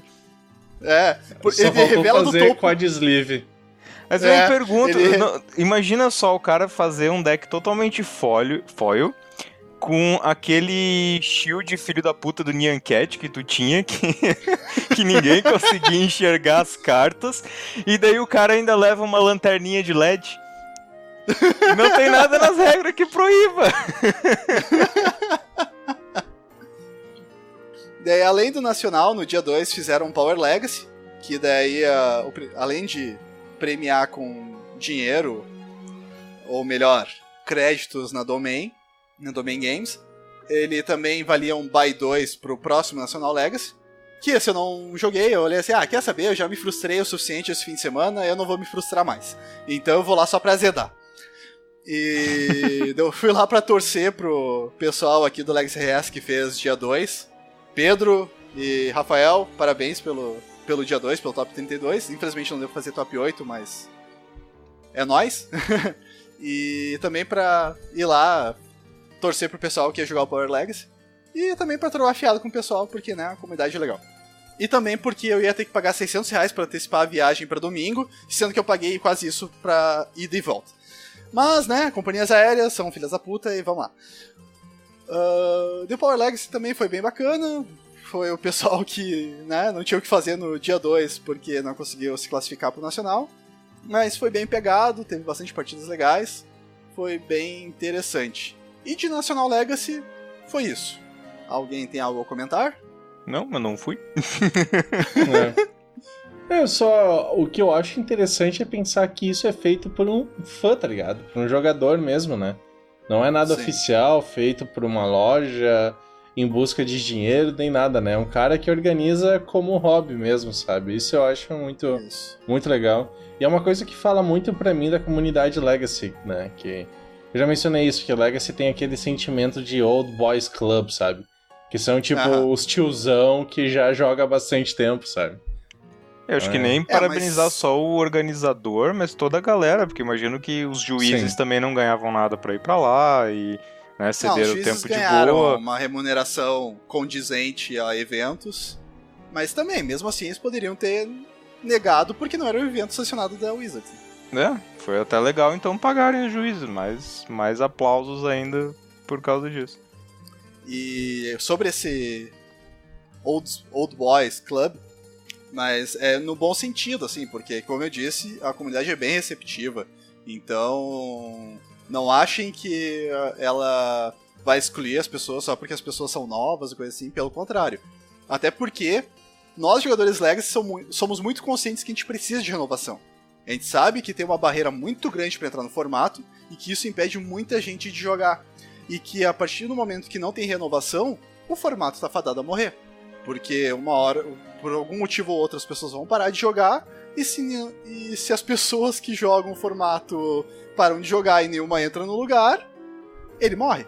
Que é mais ou menos o que aconteceu com o Vintage, e que infelizmente é o futuro do Legacy. Mas a gente tenta postergar isso o máximo possível, tentando incentivar as pessoas a jogar, nem que seja com cartas emprestadas. Então, por mais que uma Underground Sea valha $400, o pessoal é louco o suficiente de vontade de jogar o jogo pra te emprestar uma carta de $400. Mas, continuando no cenário competitivo, mas mudando pro lado oposto do Magic, né? Do Legacy pro Standard, nós tivemos no dia 3 um Invitational da Star City Games. Ele era um evento misto, Modern e Standard. O top 8 e o dia 1 foram Standard.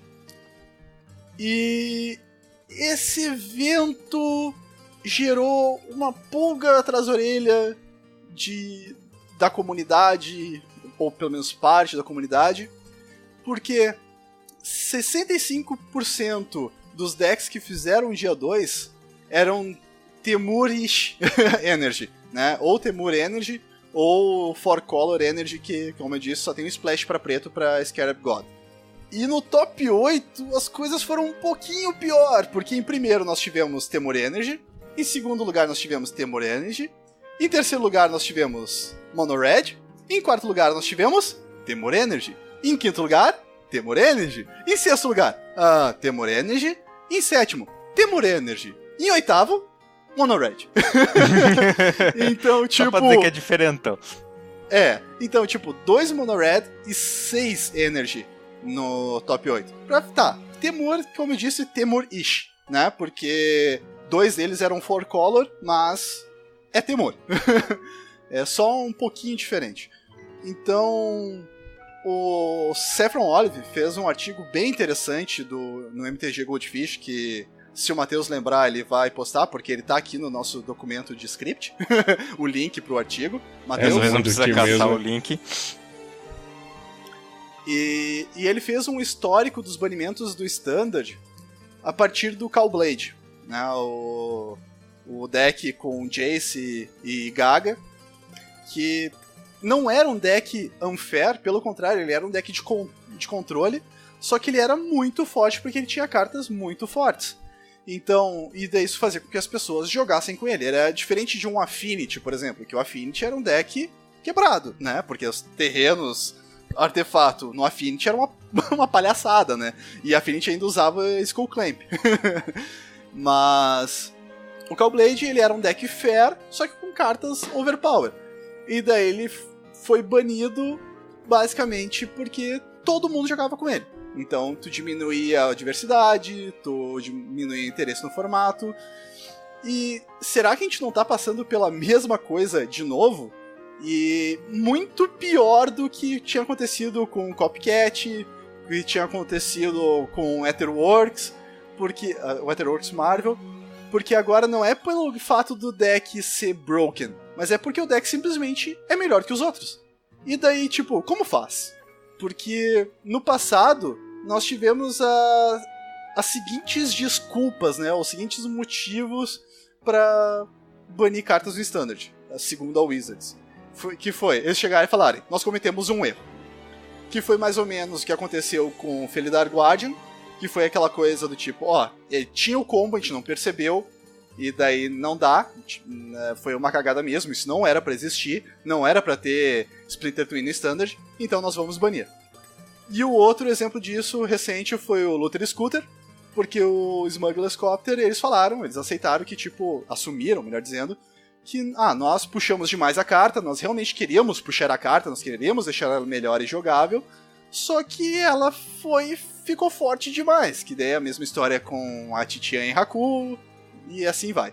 É, aquela sempre história, quando tem uma coisa nova no Magic, eles sempre vão tentar fazer pelo menos uma carta fodona, né, pra mostrar o potencial dessa coisa nova. Foi assim com Planeswalker, foi assim com equipamento, foi assim com veículo, sempre vai ser assim quando tem uma coisa nova. É uma coisa que a gente tem que aceitar que vai acontecer de tempos em tempos, que é, digamos, o processo natural de tu introduzir um elemento novo no jogo.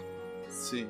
Daí tem a questão de que, será que a mecânica de energia também não foi puxada demais? Porque, quer queira, quer não, energia é um recurso extra, que funciona mais ou menos como mana, e que te dá efeitos relevantes. Por mais besta que pareça, tu gastar 3 de energia pra botar um Topter em jogo, gera board advantage. E tu baixar por 2 de mana uma criatura que gera energia e que tu usa energia pra deixá-la mais forte permanentemente, também é bem complicado. Então, de repente, a energia se encaixe nesse argumento. O outro argumento, que daí é o argumento do deck muito jogado, que foi usado pro Callblade e pro Aetherox Marvel, que é aquela questão do tipo, não tem por que jogar contra os decks, esses decks são nitidamente melhores, e então vamos jogar com esse deck e pronto. Que, de novo, eu acho que não tem muita discussão, né? Que é o que tá acontecendo com o Temur Energy. Tipo, por que eu vou jogar contra o deck? Né? Se o Temur é o melhor. É, exatamente. Daí, outra coisa que eles usaram como argumento, que foi o argumento do Reflector Mage, que é tipo, o formato deixa o formato não divertido e que diminui a participação ou a attendance dos jogadores em eventos e FNMs e afins. Tipo, que também dá pra usar esse mesmo argumento pra Aetherox Marvel, pra Callblade, qualquer coisa, porque tipo, se um formato tem claramente um deck que é melhor e tipo, não tem por que tu não jogar com ele, tu sabe mais ou menos que partidas vão acontecer e o formato fica estagnado e fica chato de tu assistir um torneio, que era o que acontecia quando a gente tinha lá o Pedra, Papel, Tesoura do Copcat versus Mar do Veículos versus Etherwork, né? Antes do Etherwork, o Etherwork nem era tão relevante na época por causa do Copcat. Tinha o Dynavolt Tower com energia. Então tu tinha ali o Pedra, Papel, Tesoura e os eventos eram chatos, porque 80% do torneio era Mardu versus Copcat. E daí, tipo, as pessoas perdiam interesse pelo formato. Então, de novo, a gente tá vendo isso agora, é só ver um top 8 que tem 2 decks apenas, sendo que 6 é de um deles. Outra questão também relevante é a falta de respostas. Inclusive, o Maro respondeu uma pergunta no Blogatog, que também vamos deixar o link, Matheus, anote aí. E ele diz que se hoje, que é aquela resposta cretina, né? Porque, óbvio, hoje tu viu qual é o resultado, é fácil de tu pensar pra trás, né? Mas se ele fosse fazer hoje a mecânica de energia, ele teria colocado formas de tu interagir com a energia do oponente, né? Que esse é o maior problema da energia. Tipo, eu venho aqui, jogo aqui um Glimmer, gero 2 de energia. Aquele 2 de energia vai ficar ali pra sempre. Joga um Ether Hub, aquele 1 de energia vai ficar ali pra sempre. Joga um Servant, aquele 2 de energia vai ficar ali pra sempre. Tu não tem como esvaziar a pool de energia do oponente. Então aquele recurso vai estar sempre ali. Então a qualquer momento que o cara baixar uma Bristling Hydra, um Cub ou um Virtuoso, ele sempre vai ter energia ali pra usar e vai tirar vantagem dessas cartas. Então é complicado porque tu não consegue interagir com isso. E se o cara baixa um Virtuoso, tu não tem o que fazer, o cara vai gerar board advantage. Nem que seja pra fazer champ block de uma criatura grande tua. Então isso também é uma situação bem complicada. Outro ponto é reclamação da comunidade, que isso basicamente foi o Enraku, né? A comunidade, Enraku é muito forte, Enraku é muito forte, Enraku é muito forte. E tá bom, bane a porra do Enraku. E só que isso é o que menos está acontecendo agora. A comunidade ainda não começou como um todo a se alvoroçar contra a Temur Energy. E também vem a questão de aumentar a diversidade dos decks. Aqui ela é um pouco diferente do deck é muito jogado, porque quando tu tem um deck muito superior, que é o caso que hoje acontece com Temur Energy, e aconteceu com Aetherworks Marvel, e antes dele apareceu... O melhor exemplo é Aetherworks Marvel e Copycat. O Copycat tirava a diversidade do formato. Porque se o teu deck não interagisse com o Copycat, tu não tinha como jogar o formato. E o Aetherworks Marvel não jogava de forma relevante por causa disso, porque ele não conseguia interagir com o Copycat. A partir do momento que o Copycat saiu do formato, o Aetherworks Marvel virou um deck relevante. Por quê? Né, ele não tinha mais o Nemesis dele, e daí outros decks apareceram. Só que dele começou a suprimir outros decks. E depois que ele saiu, daí outros decks começaram a aparecer, e assim vai. Provavelmente decks hoje não podem jogar, porque o Temur Energy é eficiente demais e tu não consegue interagir com ele. Um exemplo é qualquer outro deck que tente ser mid-range, porque tu não vai conseguir gerar valor o suficiente. Por exemplo, tu não consegue fazer um deck que tente levar mais pro late game pra botar dinossauros gigantes em jogo, porque tu não vai chegar lá. Tu vai ser sobrepujado ou sobreposto pelo Temur e tu não vai conseguir fazer nada. Então, basicamente a gente tem isso de argumentos para banir ou não o deck. O que vocês acham? Vocês acham que energia tem que ser banido como um todo? Vocês acham que tem que deixar como tá? O que vocês acham do time de desenvolvimento futuro que botaram a mão no peito e falaram não, porque Ixalan já vai ter o nosso dedo, já vai ter o nosso toque, tudo vai ser melhor. E se mostra que não tá adiantando nada. Não, é Dominária que eles começaram a fortemente, né? Os outros eles só disseram coloca uma carta ou outra. Eles não visualizaram toda a construção do set. Só isso foi só em Dominária, né? Eu acho que são duas coisas, melhor dizendo. Bom, eu não consigo opinar corretamente quanto a se precisa ser banido ou não, certo? Porque eu não jogo Standard, eu realmente não sei o quão bom é o deck e tudo mais, né? Me parece ser mais um problema, não que o deck é muito forte, mas que o resto do formato é muito ruim, sabe? Eu acho que é por causa que, tipo, que nem Ixalan, como é um set tribal, nenhuma tribo é boa, então nenhuma tribo joga, então ele praticamente não existe pro formato, sabe? Então tu acaba tendo no formato Kaladesh, Amonkhet e Ixalan, certo? Ixalan tu ignora, então tu tem Kaladesh e Amonkhet. Kaladesh é um bloco que ele é extremamente sinergístico dentro dele, certo? Tipo, eu gostei de Kaladesh do bloco, porque tudo funcionou muito bonitinho dentro dele, sabe? As mecânicas eram tudo uma... Mas tem Fatal Push, então a gente perdoa. Mas ele como um todo, assim, ele funcionou muito bem, sabe? Eu gostei bastante de energia. E eu gostei do que fizeram com a energia, de terem feito de energia uma mecânica forte, sabe? Eu vejo gente falando, por exemplo, assim, tu tem aqui agora, tu tinha uma carta lá que tu pagava... Não dá um exemplo, tá? Rampant Growth. Ou melhor dizendo, a gente tem a Tunar com Éter agora, certo? Que é uma verde, tu procura por uma... Acho que é comunhão com Éter. É comunhão com Éter, né? Que tu paga uma verde, busca por um terreno, coloca na mão e tu ganha uma quantidade de energia, sabe? E tu tem uma outra... Isso. E tem uma outra que tu faz a mesma coisa, só que tu não ganha energia, certo? E aí a pessoa fala, tá, mas por que tu vai jogar com a outra, sabe? Eu já gosto desse tipo de coisa porque, porra, tá ligado? É energia, sabe? Um de mana buscar um terreno não é uma coisa quebrada, certo? Deixa a minha mecânica funcionar, sabe?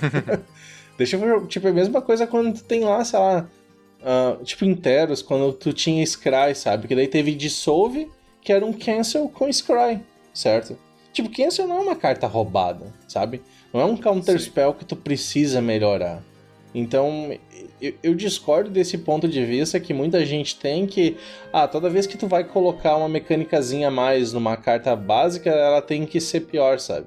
É a mesma coisa que, por exemplo, se tu fosse pegar lá com um Tormenting Voice, que tu gosta tanto, Felipe, sabe? Que não acho que seja uma carta roubada, é uma carta boa, é um role player. E se eles, sei lá, agora tu tem uma outra mecânica que, sei lá, cria uma ficha de tesouro, sabe? A ficha de tesouro ali gera mana, vai custar 1 de mana mesmo. Não foi um bom exemplo, mas... Sabe? Colocar uma mecânicazinha pequena a mais pra funcionar bem com o set, eu não acho ruim, sabe? Eu gosto desse tipo de design, eu gosto quando as cartas são mais fortes, que tu consegue montar um deck de energia e tu vê a mecânica funcionando como ela deveria funcionar, certo? Eu não discordo nesse ponto. Só que eu acho que falar que o... Tipo... tipo... É meio engraçado usar o argumento de eu não acho que o deck é forte mais, os outros que são muito fracos. Tipo, tu pode inverter a mesma coisa. Tu pode dizer que os outros decks são fortes, mas que o Temur é forte demais. Sim, mas é uma questão de percepção, sabe? Sim, mas é que a questão é assim, é que... Não dá pra negar que é uma dificuldade, a energia não tem como interagir. Tá, isso não dá pra negar, a mecânica foi pensada dessa forma. Eu não acho que energia foi um erro de modo algum. Foi uma das mecânicas mais legais que introduziram no Magic nos últimos tempos. Acho que ela sofreu tanto negativamente quanto positivamente do problema de ser parasita demais, só funcionar com ela mesma, né? Porque eu acho que eles devem ter tentado fazer com que ela não fosse tão parasita quanto, por exemplo, era... juntar com Arcano lá de Kamigawa, que tem 5 cartas com juntar com Arcano, é impossível jogar com a mecânica é completamente inútil. Acho que eles não queriam que a energia seguisse o mesmo caminho, então eles tentaram o máximo que ela fosse parasita, mas que ela ainda funcionasse com uma carta sozinha, que é aquele caso de toda carta que gera energia gasta energia. E assim, eu não acho que tem como tu banir todas as cartas de energia, isso é inviável, esquece, isso não vai rolar. E daí, se tu for pensar, tem que banir alguma coisa pro deck de energia, o Temur Energy, pontualmente, vamos tentar fazer aquele deck quebrar só aquele deck ali, mas permitir outros decks de energia. O que tu vai banir?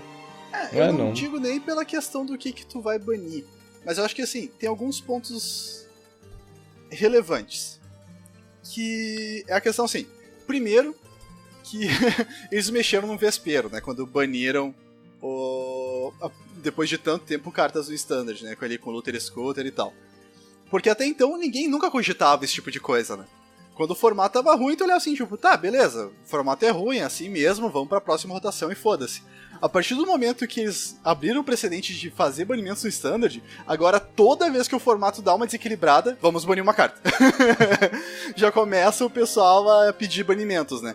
O que é bizarro, né? Porque teoricamente era pra ser o contrário, para as pessoas quererem cada vez menos banimentos. Mas a gente vê isso acontecer muito também no Modern, né? Quando aparece, tipo, quando o Death Shadow começou a ganhar a ponta do formato, todo mundo, não, tem que banir, é muito roubado, é quebrado, e o deck nem mais é relevante.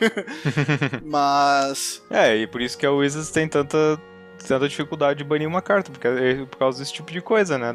Daí vem aí um cara com um deck daqui a pouco que quebra o Temur Energy rapidinho, e daí ninguém mais joga com o Temur Energy. Daí os caras baniram uma coisa do Temur Energy pra só pra encher o saco. Mas, se tivesse uma coisa que quebrasse, já teriam feito, eu acredito. Mas daí tem um outro ponto também, que daí é aquela questão da diminuição do interesse, né? Porque a Wizards quer que as pessoas joguem Standard. É o carro-chefe dela. É o que faz ela ganhar dinheiro. Tipo, se as pessoas olham assim, tipo, putz, o formato tá chato, eu não tô curtindo, eu vou esperar a rotação pra jogar de novo. Isso é terrível pra ela. Como que tu faz pra solucionar esse problema se tu tem evidentemente um deck que é muito bom, que é muito melhor que os outros, que aparentemente não tem respostas, e que faz com que tu tenha menos gente jogando teu formato, que é o teu carro-chefe. É uma situação complicada, sabe? E, sei lá, eu não tenho sugestão do que pode ser banido ou desbanido, sei lá, qualquer coisa, mas, tipo, é bizarro, a situação é bem complicada. O pessoal comenta assim, tipo, a carta mais usada no torneio é o Comunhão com o Éter. E se for pensar, ela é uma carta que ela é meio chave no... ela não vai destruir o deck. O problema é que a energia se tornou como um Affinity. É um blob que tu não tem como tu destruir ele. Isso. Mas assim, tu pode enfraquecer. Que daí é a questão. Porque pensa assim, o Aturnia, o Comunhão com o Éter, ele é muito parecido com aquela desculpa do Deathrite Shaman Modern. Que ele é muito bom em todas as etapas do jogo. Uhum. Porque, tipo, ele no turno 1 é a melhor carta que tu pode jogar, porque além de te dar energia, ela vai fazer um fix das cores, que já que teu baralho é de 3 cores. E no late game, ela vai te dar 2 de energia, que tu vai tendo que gastar, e tu ainda tira um terreno do baralho, então tu reduz o número de cartas do teu baralho. Então, tipo, ela é uma carta neutra, porque tu troca ela por um terreno, e tu ainda ganha energia que tu vai usar de combustível para outras coisas. Então, talvez se tu tirasse o Comunhão com o Éter, o deck desse uma quebrada legal, assim, pelo menos perdesse um pouco da eficiência e da... Porra, esqueci o nome, esqueci a palavra. Consistência? Da consistência. Talvez o deck perdesse um pouco da consistência. Então, talvez fosse um dos candidatos, ou então o Virtuoso, que é o carinha que bota tokens de Topter, porque aquilo ali te dá um tempo desgraçado. Mas sei lá, assim como o Matheus falou que ele não joga o formato, então eu não jogo o formato, eu acompanho de longe. Quando é possível eu assisto alguma coisa e outra, mas daí tu começa a assistir os torneios, tipo GP, Pro Tour, coisa assim, daí tu começa a ver as mesmas partidas, daí eu desencano e acabo largando de mão muito rápido, porque é chato. E esse é um dos problemas também, o formato sendo chato, de novo, chama menos a atenção dos jogadores, então os jogadores não vão jogar, né? Então é complicado, cara, é uma situação que... Como eu disse, o problema é que a energia é uma mecânica muito legal, e tu banir alguma coisa dessa mecânica vai ser muito feel bad. Mas eu acho que sim, que se não tem resposta, se não tá assim, a resposta tá em Ixalan, ou rivais de Ixalan, sabe? Porque senão eu sei lá quando é que vai rotar isso aí fora, ou quando é que é o próximo set. Eles tentaram uma resposta, né, aquele encantamento branco, que te impede de ganhar energia, mas aparentemente não foi suficiente. É que ele é muito pontual, né? Porque esse é o problema. Tipo, tu tem um encantamento que ele não faz absolutamente nada além de combater o oponente de ganhar energia. Só que o problema é esse, as cartas ainda fazem alguma coisa além de ganhar energia. Porque, tipo, tu tem um Rogue Refiner. Daí, tipo, ele entra em jogo, tu compra uma carta e ganha 2 de energia. E ele vai ser um 3/2 por 3 que tu ainda compra uma carta.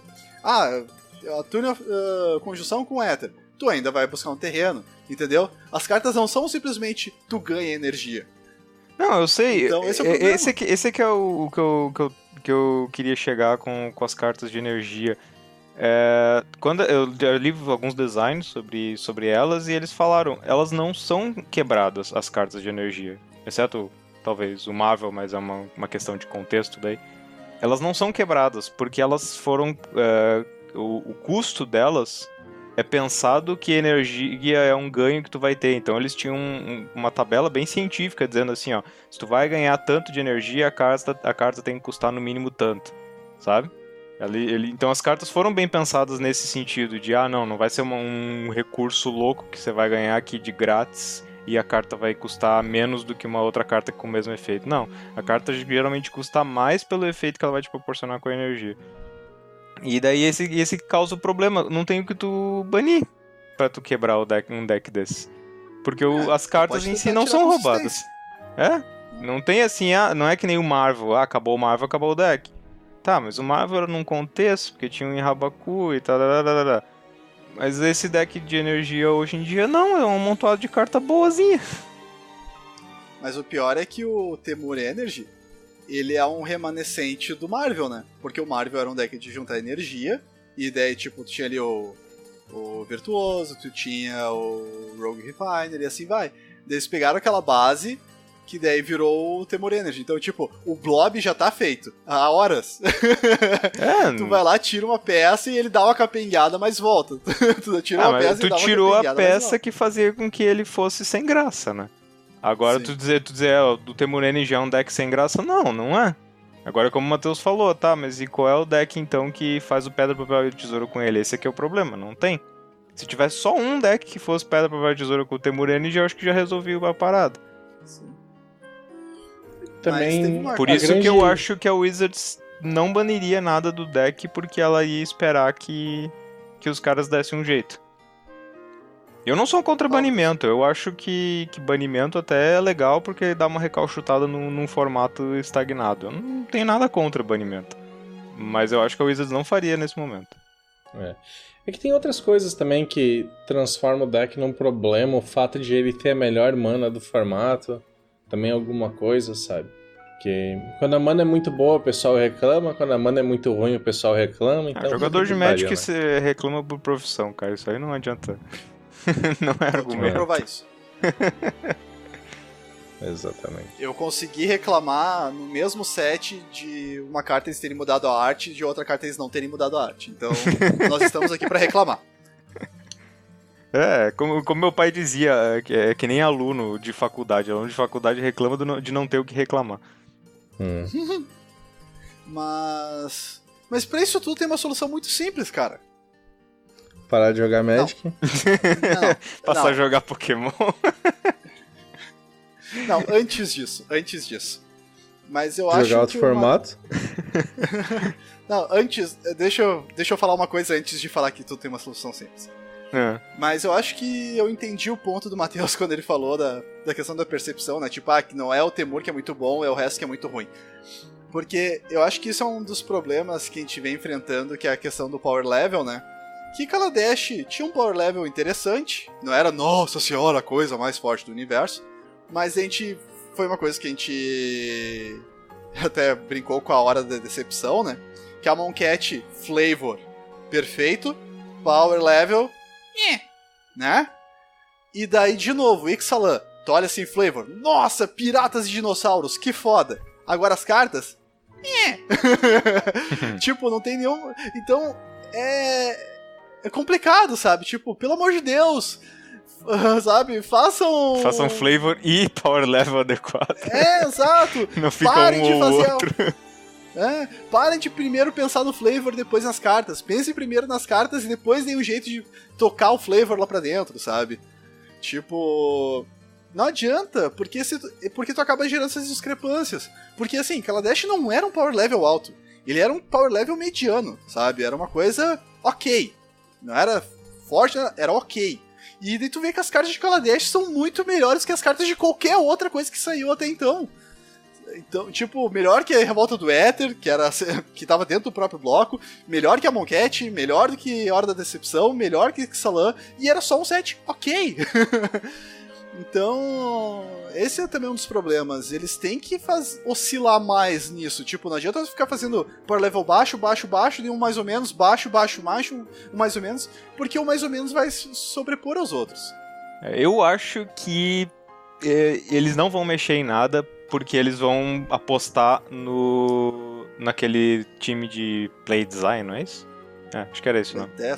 Play design, playtest, alguma coisa assim. Eles vão apostar nós contratamos aquele time, eles são prós pra unicamente fazer o standard funcionar fininho. Então, eles disseram que Dominária eles vão trabalhar a full, então nós vamos esperar pra Dominária pra fazer qualquer coisa. Tipo, botar o time à prova de verdade, tá ligado? Sim. Ó, conserta o standard aí, ó. Aqui, ó, Dominária saiu, eu espero o standard perfeito. Porque, teoricamente, eles vão ter que saber, tá? Kaladesh ainda tá na rotação, então vai ter Temur Energy, o que vai entrar contra Temur Energy aqui em Dominária, rararararara. Se eles não fizerem no mínimo isso, não serviu pra porra nenhuma o play design, né? Mas, cara, tem uma solução muito fácil pra tudo isso. Pokémon. Que é assim, ó, a melhor de todas. Jogadores de Standard, parem de jogar esse formato de merda e joguem Modern. Se ninguém mais jogar essa merda, o Wizards vai ter que focar no Modern. Né? Tipo, a Wizards vai ter que focar no Modern, ou então eles vão ter que fazer o Standard o melhor formato do universo. Então parem de jogar essa merda. Ou então a gente pode jogar tudo com Standard casual. Os decks pode ter só as cartas que tu tem, que tu abriu nos boosters. Não pode comprar carta individual. É liga. Já viu o formato de liga? Não. É bem interessante, cara. É bem legal. É exatamente isso. Ele é um semi-selado. Tu vai lá, tu ganha os boosterzinhos e tu monta o teu deck. Daí tu vai jogando partidas e de acordo com como tu ganha novos boosters pra... Melhorar teu deck. Pra adicionar ao teu deck. E Na daí como é verdade, que toda funciona? semana, né? Que tu consegue colocar um booster, uma coisa assim. É uma coisa assim. E daí depois acho que daí, com o número de vitórias tu ganha outros bônus, né? Outros prêmios.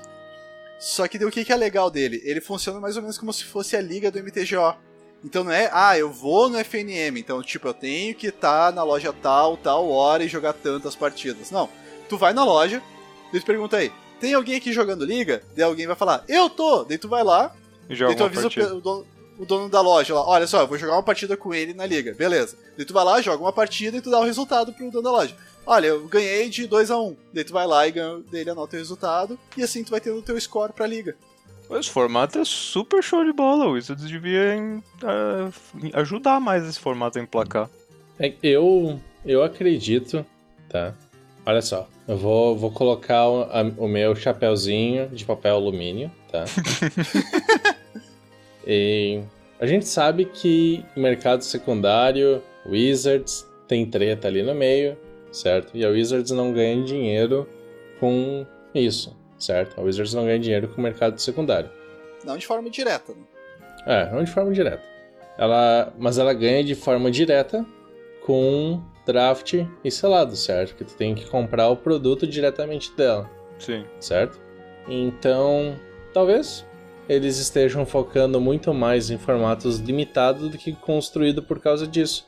Porque o construído se alimenta do mercado secundário, enquanto que o limitado vem direto do formato primário. Então a tua lógica é que eles não estão dando bola se o standard tá quebrado, contanto que o draft e o construído funcionam em show de bola. O draft selado, sim. Draft selado. Isso. Eu discordo porque o construído do standard dá muito dinheiro pra eles.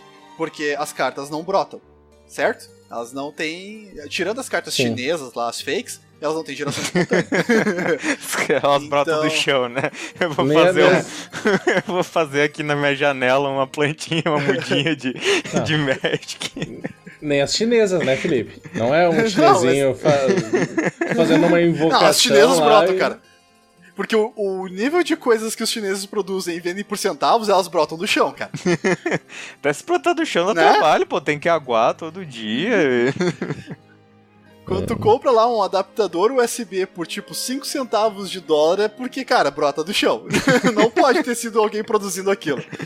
Mas enfim, cara, quando tu tem um standard, eu já disse, pra mim, eu gostaria de ver esses números, mas eu acredito piamente que o maior lucro da Wizards é vendendo cartas para as lojas abrirem em massa, como Star City Games e afins, para vender cartas avulsas. E daí é aquela coisa que acaba sendo um ajuda o outro, porque se tu tem cartas caras, tu tem um interesse maior das lojas de abrir, porque daí tu vai ter um retorno maior, garantido do que tu está investindo para abrir as caixas. E se eu tenho um retorno garantido, a Wizards vai vender mais, porque as pessoas querem abrir mais cartas e ter lucro. Que é o que acaba mais ou menos acontecendo com os Masters, né? Os Masters, eles têm que ter um custo-benefício interessante para motivar as lojas a abrir as caixas e elas não perderem dinheiro com isso. E é importante ter as cartas caras para o Wizard poder vender um pack, tipo o MSRP lá da caixa, muito maior do que o custo de um box normal. Então, cara, eu acho que é esse o motivo da Wizards focar no Standard. Que é tipo, o mercado secundário do Legacy, do Modern e do Vintage, né? Tipo, mercado secundário do Vintage. Piada, né? Esse sim, o do Commander também, esses não dão dinheiro pra Wizards. Porque esses são cartas que já estão no mercado, circulando, então ela vai de jogador pra loja, da loja pra jogador, da jogador pra loja, assim vai, e o Wizards não ganha nada com isso. É tipo tu comprar um jogo usado numa GameStop. Mas quando tu tá imprimindo cartas do Standard e as lojas estão comprando packs loucamente de ti, cara, o Wizards tá ganhando muita grana. Muito mais do que jogador comprando packzinho numa loja pra fazer draft. Bom, eu acho que é os dois. Eu acho que a Wizards pelo menos tenta se preocupar com os dois lados, porque os dois lados dão muito lucro pra ela. O problema é, talvez, sei lá, tá faltando gente pra testar, ou eles estão com, como obviamente eles admitiram, faltando pessoas experientes em jogar o jogo final, né? E não só a versão de teste. Ah, isso é óbvio. É, óbvio, por isso que tem o play design, né? Foi o que eu disse, eles mesmos admitiram. Pra garantir que o standard esteja de boa, porque o draft construído geralmente tá de boa. Geralmente é divertido. Draft selado, eu nunca vou conseguir acertar isso, né? O último erro do draft eles corrigiram, que é acabar com os sets nos blocos, né? Então, Os agora sets o bloco pequenos, vai ser- isso. Isso. Pois é, então é isso que eu tô dizendo. Eles olharam assim, olha só, nós temos 2 carro-chefe na empresa. É o Standard construído e o Draft selado. São 2 monstros completamente diferentes. Mas o problema é que eles vêm do mesmo pool de carta. E daí nós estamos acertando em um e errando no outro. Ah, então vamos contratar uma galera pra acertar o outro, tá. Então agora vamos ver o que acontece. É que exatamente isso gera, na minha opinião, uma coisa muito pouco saudável, certo? Porque se tu pensar unicamente em lucros, faz muito sentido ter pouquíssimas cartas boas por set pra Standard, sabe? Porque quanto menos cartas tem, mais concentrado fica o preço nelas, maior a procura por elas e mais caixas precisam ser abertas para suprir a necessidade do mercado por aquelas cartas, sabe? Então é perigoso. É uma engenharia... É quase a EA fazendo loot box. É tipo isso. Mas, cara, eu vou dizer uma coisa que talvez nunca tivesse sido pensado. Acho que ninguém pensou que um dia seria dito nesse podcast. Mas ainda naquele meu tópico de que jogadores Standard parem de jogar esse formato, eu vou falar algo terrível. Jogadores de Standard, joguem em outro formato. Joguem Commander. Como assim, Felipe? Trair no movimento, é? Só por favor, joguem Commander, mas não joguem Paupelder, porque também pode descer no buraco, mas não chega no fundo do poço. Episódio passado, tu virou Flat Earther, agora tu vai virar jogador de Commander? É isso.